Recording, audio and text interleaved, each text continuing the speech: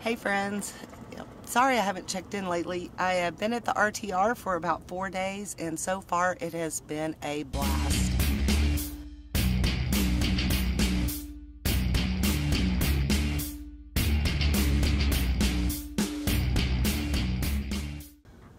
So just thought I'd check in real quick. I'm not going to go around and videotape everybody because there are about 1 million channels out doing that, so I know you don't need to see that again. But I did just want to touch base on a few of the things that really surprised me about this event. First thing is, with the exception of just one person, everybody has just been so nice and so kind and so friendly. Everybody's had a really good time. They've got some really interesting little seminars going on. Like today we just did one on gold panning and this guy really knew what he was talking about, so it was very interesting listening to him. And we've been able to meet lots of other people, lots of cool folks. I will do a video later about a couple of the people that I met, but yeah, like I said, it's not going to be stuff that you've seen on all the other channels. At least I hope it's something unique for you. So some of the things that have really surprised me are that yes, there are about 2,500 people that are in the BLM area that we're in. They're in different little areas, so I can't remember what this one was specifically called, but I'll try to put it in the description. But yeah, I think about 1,000 people or so are here officially at the RTR. Could be wrong.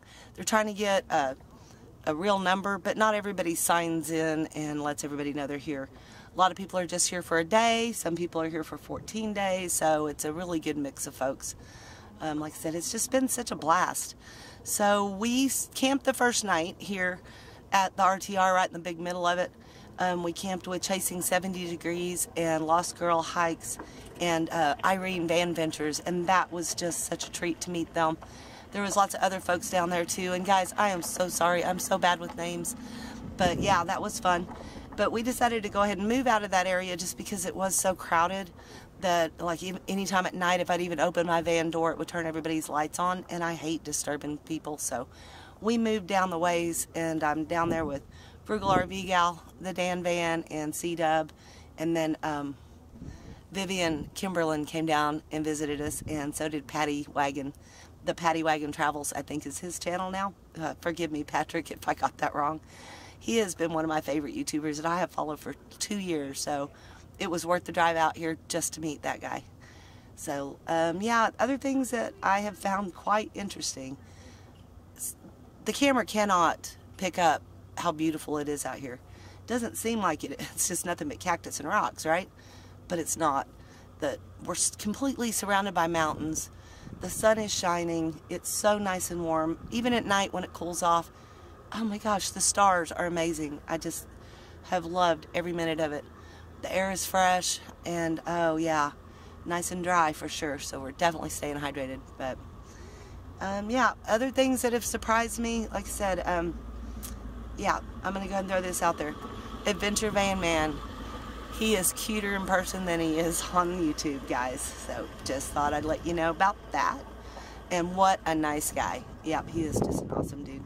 So yeah, everybody's been having a lot of fun.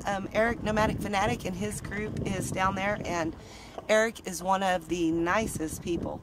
He has invited anybody who wants to stop by and see him to go ahead and stop by. So he's actually had a line a couple of times. And I think that's awesome. I'm so excited for Eric.